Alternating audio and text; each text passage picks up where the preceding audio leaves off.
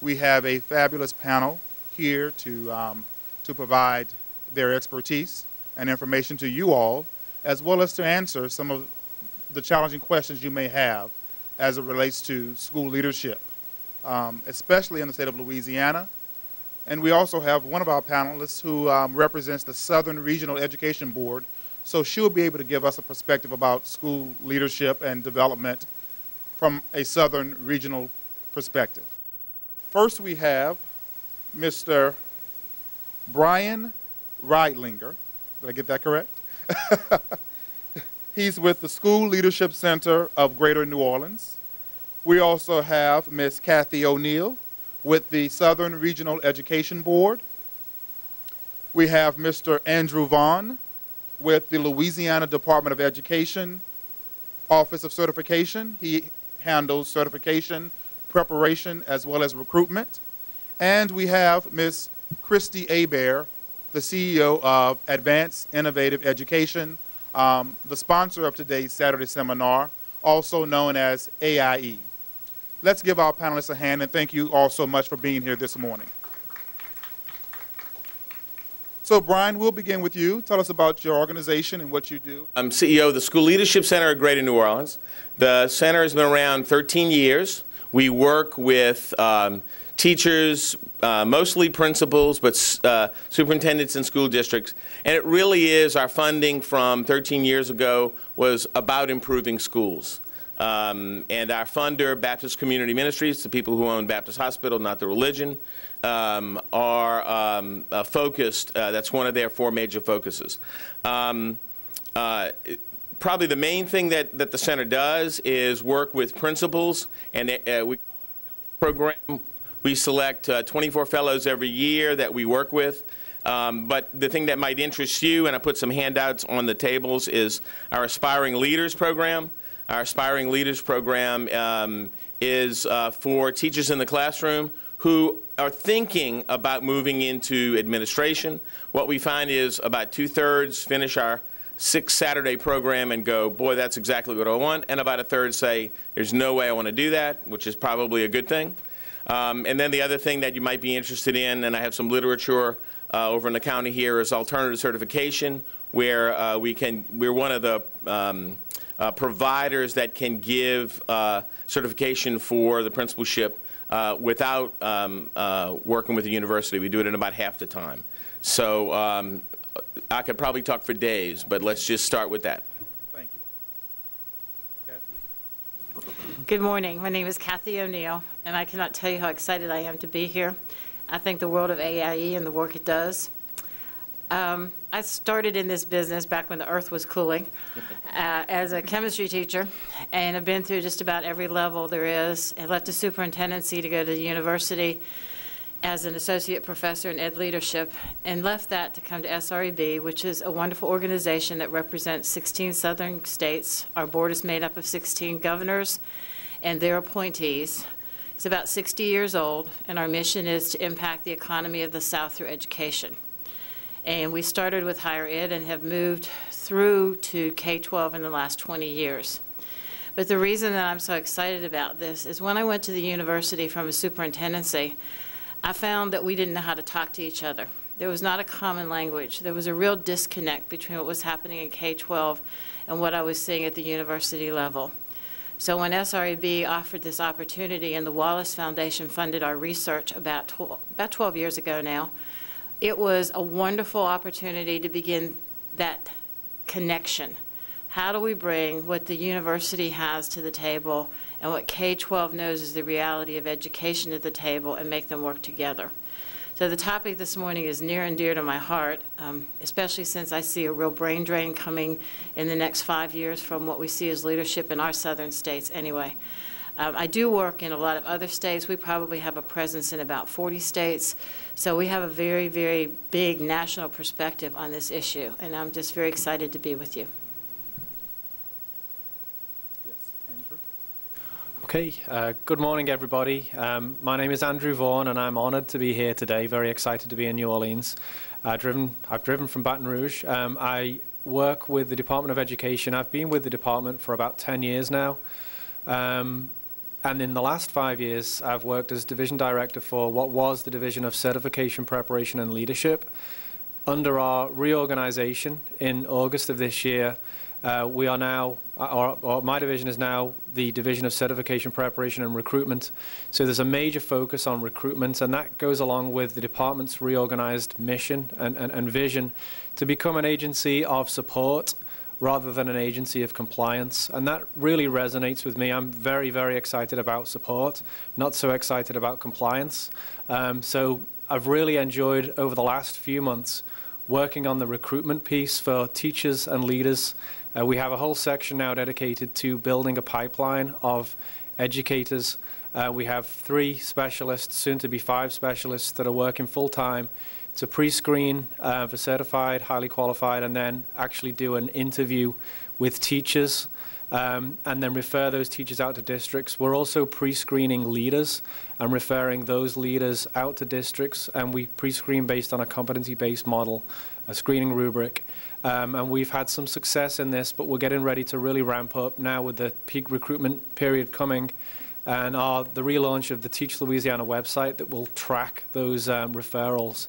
And so we're very excited about this, and I'm excited about getting the word out, and this is an opportunity to do that, so glad to be here. Good morning. I'm Christy Bear, and I'm the CEO of AIE. AIE is a culmination of talent and expertise that's been built for about the past 25 years. We have a wonderful team of people who are truly interested in building catalysts for change in public education. I have to say without a doubt that I was surprised and pleasantly surprised when I was on a call with someone from the California Department of Education's board about 2 months ago, and he was calling to say, what are you guys doing in Louisiana since you are light years ahead of everyone else? I never thought I'd live long enough to hear that, so I'm very excited about that. I really have to say that one reason that we are light years ahead is because of the talent that's in our state. I believe our State Department of Education is the best State Department of Education in the country, and believe me, I've worked with plenty of them. The Southern Regional Education Board supports all of the work that's going on, and the reform movement in Louisiana, work like Brian is doing here in New Orleans and the surrounding region, is so very, very important to the transformation that's occurring daily in Louisiana, and I'm very excited about it. And the momentum that started in New Orleans is going north, and I'm very, very excited about that. AIE, certainly its focus is on leadership. I think that probably comes from my background, having been a 7th grade English teacher, history teacher, middle school principal, professor, and charter school operator. Leadership is about really what's going to be happening in the direction of our schools, and all of our schools, of course, are about transforming our students' lives and making a better community life for all of us. This morning, I'm really excited to talk about building a human capital pipeline. I had a conversation the other day with someone who said, isn't human capital now just a fancy term for human resource or personnel? And so we got into a conversation about that. And really, we talk about that capital because it is really in terms of investment, that there is a difference between human capital and human resources. We think of a human resource office as supporting logistically the benefits, the insurance, those kinds of things, and the human capital piece as being someone who supports the professional that works in our schools and with our children. Part about the pipeline that's very, very important is that there's never a stoppage in the flow of talent and expertise that we have coming into the schools every day. I think there was a while where everybody wanted to be known as a charismatic leader. Charismatic leader is probably the most deadly thing that can happen to a school, because if that charismatic leader goes, there goes the school. So it's essential that we come to terms and talk about what's a pipeline. And we really begin to talk about, yeah, it makes sense. We're going to have to do some investing and understand about return on investment. Thus, the AIE's Redesigning Lessons, Re-envisioning Principles program that was designed with the College of Business at LSU is so effective, because we are understanding now that unlike when I was first certified as a teacher and a principal, and I said, I don't really do the money thing. Well, guess what? You don't have a choice. You have to do the money thing. So that's what we're going to talk about today, and I'm really, really excited to hear all of your thoughts, because I think it's so important that we understand building a pipeline is not having a principal retire, then going out and finding someone. It's having a principal whose knowledge can be shared before he or she decides to move on to another stage in his or her career, and that we have to understand that that is money well spent and resources that really need to be focused on maintaining the quality so that all of our schools can meet the mission of student achievement. What I'd like to do now is begin with a question that just came about in the introductions. We have panelists that have been working in this field for a number of years. You all have been in existence for about 13 years. We have someone that says that since the earth was cooling, even though you look much younger. And we have other panelists that have had a varied amount of years of experience in education. My question to you all is, in understanding where we were in the past in educational leadership and school leadership, what are the skills, competencies, and needs that you all look for or you all think are key for building a human capital pipeline in the future, especially compared to the experiences and the knowledge that you've had in building school leaders in the past? I guess I get to be first. I think it really, the skills and competencies are at a couple of levels. And I guess I'd want to start by saying that building the pipeline isn't just because you want leaders for the future. That's an important piece, but it may not even be the most important piece. Those leaders in your schools or as a district in your district are the ones that guide your district. So I want you to first think about a pyramid. At the top of the pyramid, you have the principal and the administrative team. Then the next layer, you have your leadership team. Then the next layer, you have teacher leaders. Could be department chairs, could be grade level chairpersons, and then the rest of the staff. It's the teacher leaders where you begin building your leadership for your school, but also for the future. I was fortunate enough at 29 to be selected principal, and when I got to the school I was principal of, literally every adult there was older than I was. And so what started was an opportunity for me to see who the teacher leaders were, because they were already more or less in place. And what grew from there is giving them additional responsibility, doing some other kinds of things that are not typical for teachers, especially at the time.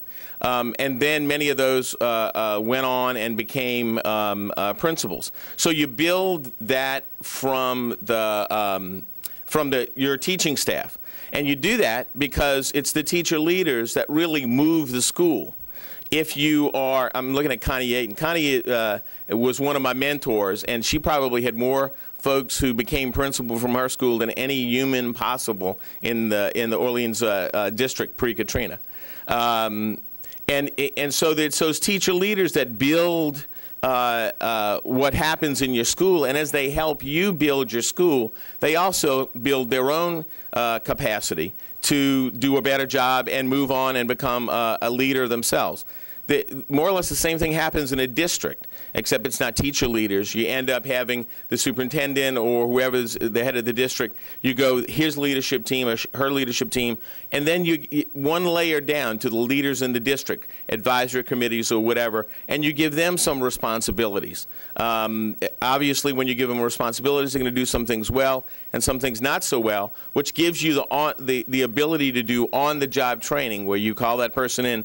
And I can remember as a teacher, principal that I was working with, who would call me in when I do something wrong on a leadership role and say, Brian, tell me what you were thinking. And that's not as crazy as that sounds, because that really is, where did it go wrong? And let me help help guide you from that point on. So I would say building the pipeline is it's important for the leadership role, but I'm not sure that's the most important. Maybe the most important is what happens at the school level or the district level when you move people into leadership roles, give them leadership responsibilities, and then you can allow those who are ready to shine, and help train those that are part way but not completely there. Okay, I'm going to take you back a little further, because part of our responsibility when we started with the Wallace Foundation in 2000 was a question. And they said, does it take high-quality leadership to have successful schools with successful students? Fair question. And we said, of course. And our offices are in Atlanta, Georgia. And they said, well, we can't have any of that James Brown. It just feels good. We've got to have data. Well, do you realize that a decade ago, we had no data that school leaders made much of a difference? There were almost no empirical studies if you go back and look at Joe Murphy's work. So it was all about teacher quality, as it should be. I'm not knocking teacher quality. But as little as that turn of the 2000, there was very little evidence that we made a difference. So we set about proving that, and there's a little trifold that I asked to be passed out. If you have one, that's fine. If not, you can get one off the table. But right inside the front cover of that are what we call our 13 critical success factors. And we believe that if you can have a leader who shows competencies in those 13 areas, that you have a very good chance of having a successful school where children exceed at higher levels. Now, people will say, well, there are other things they need. Oh, sure, there are other things they need. But when we looked at failing schools, these were the 13 things that, schools that should have been failing on paper but were blowing the top off of everything. These are the 13 things that stood out. So we went about finding out how people learn to do this. We collected 165 catalogs from universities in our 16 states. We looked at what the state departments were doing. We looked at the leadership academies. And we found that there was a real disconnect. What we were teaching people how to do had nothing to do with school improvement and student achievement. We were doing a lot of theory and a lot of one-shot, the book of the month, the speaker of the year, the topic of the century, whatever you want to call it. So it was our effort then to try to pull this together. And we used this opportunity to build curriculum, and there's some handouts on the table about new curriculum that helps people learn these skills, practices, and behaviors. And we've moved from a face-to-face to an online to make that accessible to more people. So our journey over the last 10 or 11 years has been, how do we help universities, school districts, and leadership academies, because you've got to start at both ends of the pipeline. You've got to start from, we call it from aspiring to retiring. That there has to be work at the university level and with alternative providers before you ever get a license. And then as a person moves through their career, how do you keep that energy going? How do you keep them alive? How do you build the fire? And then how do you make them the mentors for the next generation of school leaders so that that energy is passed on? So it's been a journey, and I will tell you it's not been an easy journey, because there's still people that don't quite get it, that it's very difficult to be a principal, that it's very difficult to run a school, that those skills, practices, and behaviors are important. And I believe when Jim Collins get the right people on the bus in the right seats in order to make it work.